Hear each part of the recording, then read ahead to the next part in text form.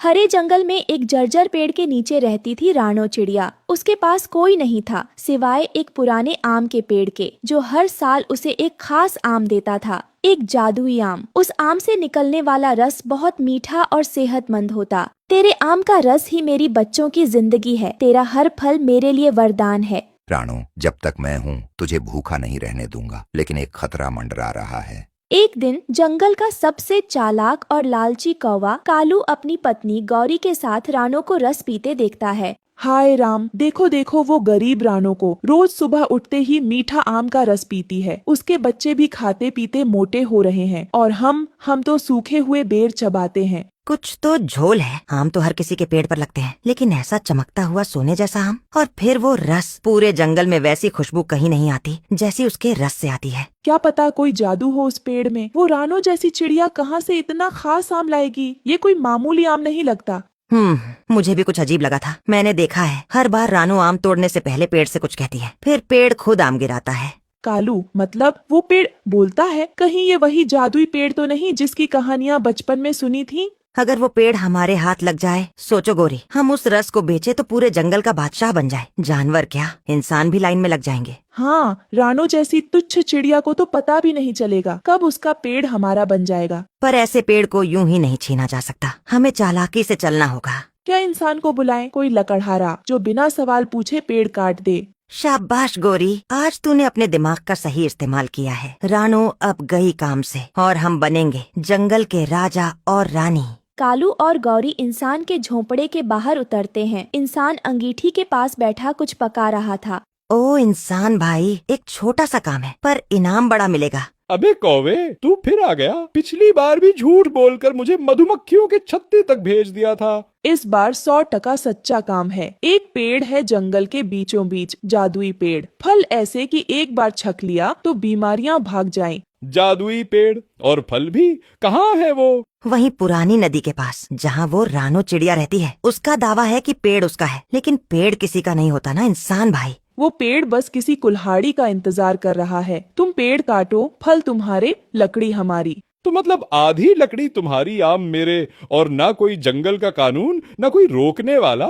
रानो जैसी चिड़िया क्या करेगी? रोएगी। हम पेड़ के मालिक बन जाएंगे और तुम बन जाओगे जंगल का सबसे बड़ा आम वाला आदमी।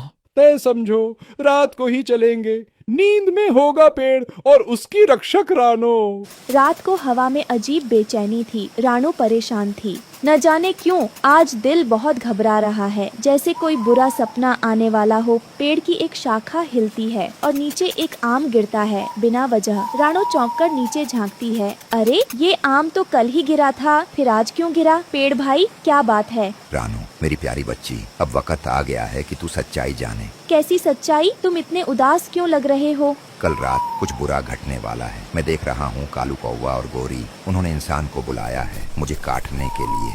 क्या? नहीं, तुम मेरा घर हो, मेरा सहारा। अगर तुम नहीं रहे तो मैं और मेरे बच्चे कहाँ जाएंगे? मैं एक साधारण पेड़ नहीं, एक आत्मा हूँ जो सालों से जंगल की रक्षा कर रही है। पर हर जादू की उम्र होती है। तो क्या कुछ नहीं किया जा सकता? क्या मैं किसी को बुलाऊं? पंचायत, मिट्ठू, बगुला, कोई तो होगा जो तुम्हें बचा सके। जो होना है वो होगा, पर मैं तेरे लिए एक आखिरी तोहफा छोड़ जाऊंगा। कल सुबह मेरा सबसे अंतिम आम गिरेगा। उसमें होगा ऐसा रस जो तुझे कई दिनों तक भूखा नहीं रहने देगा। पर मैं तुम्हारे बिना नहीं जी सकती। तुम्हारी छाँव, तुम्हारी खुशबू। मैं तुझसे जुड़ गया हूँ रानो। तुझे देखकर ही हर साल फूलता फलता रहा, लेकिन अब अगर मैं नन रहूँ तो तुझे मेरा जीवन आगे बढ़ाना होगा। अचानक दूर से सूखी पत्तियों की आवाज आती है। इंसान आता दिखता है, कंधे पर कुल्हाड़ी। पीछे कालू और गोरी धीरे धीरे उड़ते आ रहे थे। यही है वो पेड़, बड़ा तो है और आम भी लटक रहे हैं, रसदार लग रहे हैं। हाँ इंसान भाई, बिल्कुल यही है। जल्दी करो, सुबह होने से पहले पेड़ गिरना चाहिए।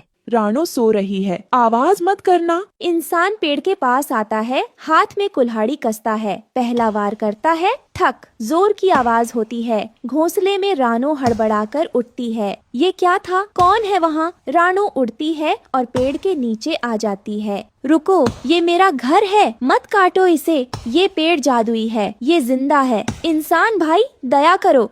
मुझे दया नहीं, लकड़ी चाहिए। पेड़ काटूंगा और आम ले जाऊंगा। रानो, अब समय आ गया है, मैं अब नहीं रुक सकता। नहीं, तुम मेरे बच्चों के रक्षक हो, मत जाओ, मत जाओ।